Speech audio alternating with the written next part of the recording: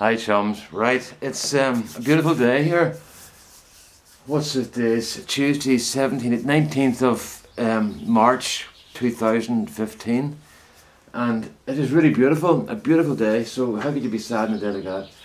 The temperature in here at the moment is 23 degrees or 72 Fahrenheit, so very pleasant. I managed to get out, no big coat on, no hat on today, so that's nice. Well, sorry, no big coat, I've got the hat on, but I've just taken it off there because it's getting too warm. So, everything's good. Well, it's not good actually, but we'll come to that later. Something, I had intended to talk about something else, but there's something came into my head. But first of all, usual routine, number 40 something, 3 small cara, number 48, 3 small cara. Right, number 48, 3 small cara. And here we go, number 48, 3 small cara, and they're mine. So we're not expecting much here, but I'm going to have to pull all these spuds out because it's getting so warm in here. There's wee slugs about to go on holidays. Bon voyage. Right, now, if you hear some profanities in the middle of this, there's why. It looks like nothing, right? See that wee tiny red mark in that there? There's something inside that, a piece of wood inside that, and it's really, really sore. But it's only sore at a particular angle that's touched that, you know. And I had my wife digging in it a few moments ago, and I was digging in it, and I couldn't get it out. And it's still, just notice it's still there. So if you hear the few F's and blinds, you'll know why. Okay. Oh, jeez. So we're not expecting much, but there's a question that comes up all the time.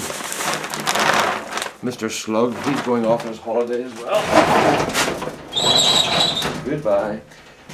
There's a question that comes up all the time. What do you do with your compost? This is going to be bad. Now, see this here? This is here. These are nettles. That's nettles there. And you see they're kind of wiry and sort of elasticy. And they are, once you get those in, you've got a problem, you know. So I'll do my best to get all of these out before I reuse this compost. And that's the issue I was going to talk about now. Reusing compost. Because a few people have said to me, what do you do with all that compost that you take out from the potatoes? Well, I use it again. And I use it for topping up the raised beds. And they're kind of elasticy, those roots, but you don't want them to break either, because they're a bit like some of the other things that, like scotch grass, if they break, they just make new roots, you know. So the more you break, the more plants you produce. So, where's me picking? Right, so where were we? Yeah, so reusing compost.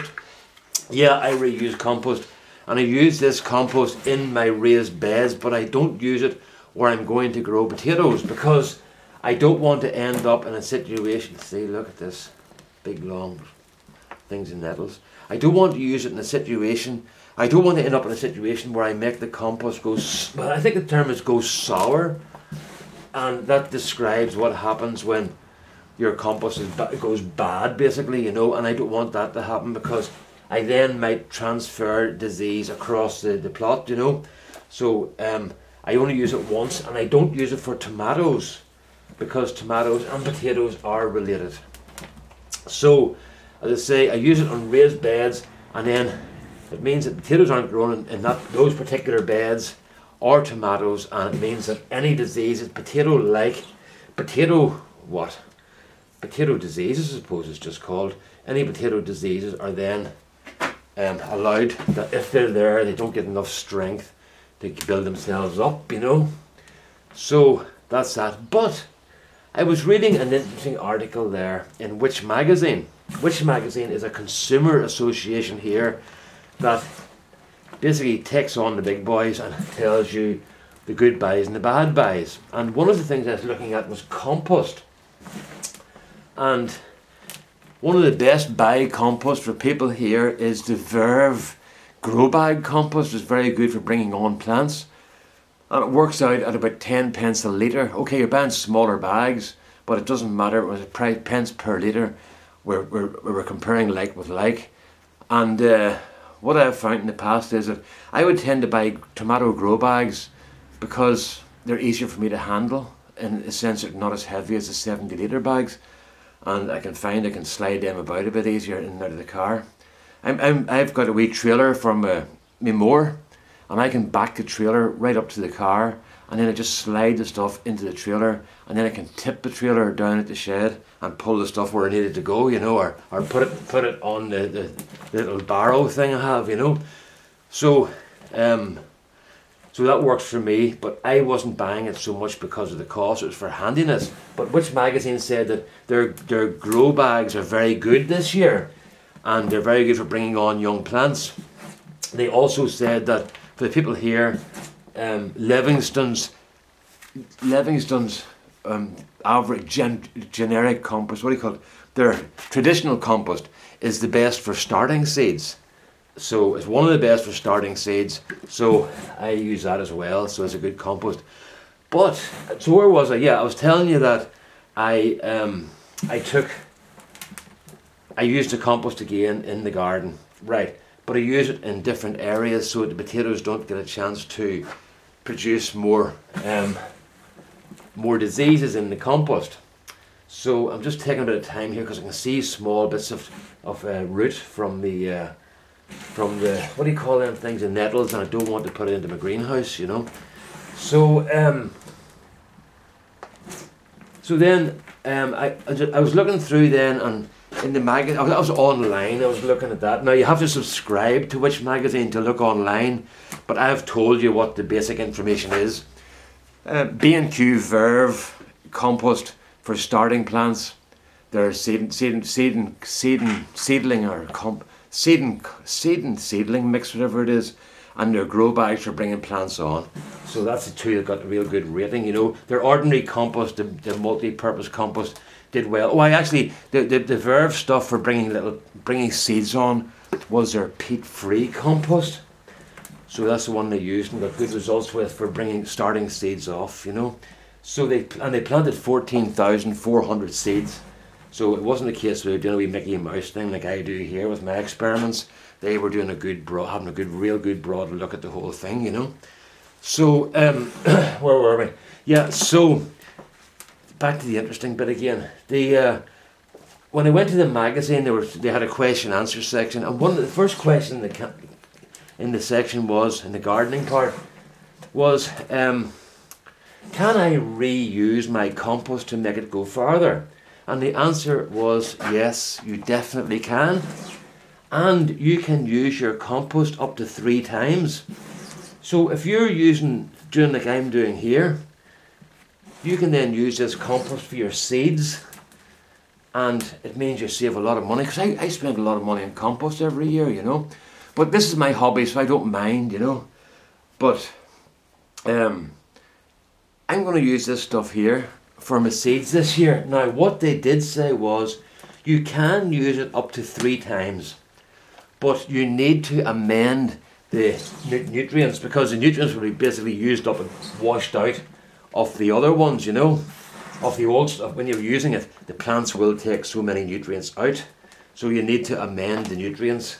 So you can do that, okay. So I think that was good news for us all, because we're always asking about how can we save money in the garden, and if you're gardening on a budget, it's very good news to know that you can buy one thing and use it 3 times. That makes your gardening very economical. My suggestion would be, their suggestion was, buy a general, easy applied fertilizer that's not going to be too hard on plants. And I can't remember what the actual one they mentioned was, but it doesn't really matter.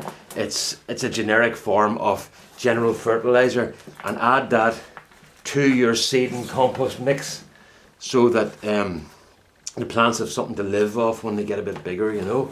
But as far as reusing compost, yes, definitely go for it, because it is absolutely viable for 3 years. They've said you can get up to 3 years out of your compost. And then they said use the compost in the garden to sort of improve your soil structure. To improve your soil structure, and don't use it again in the greenhouse, because it'll be getting diseases and stuff at that stage. But it won't be so bad if you just use it up to 3 times. and they've done this, and they've had good success. But the one thing it was, amend your soil so that you are giving the plants something to live off, because it does become depleted. And the manufacturers, when they're making it, will put in the absolute minimum to get the results you need for 1 year. So you can't rely on being good for the second year. Now, when I look at this stuff here, texture wise and all, it looks really beautiful, you know. But I have been, as I say, I've been growing potatoes. This stuff here is probably not too bad because there's so few potatoes in it. They've been making very little demands.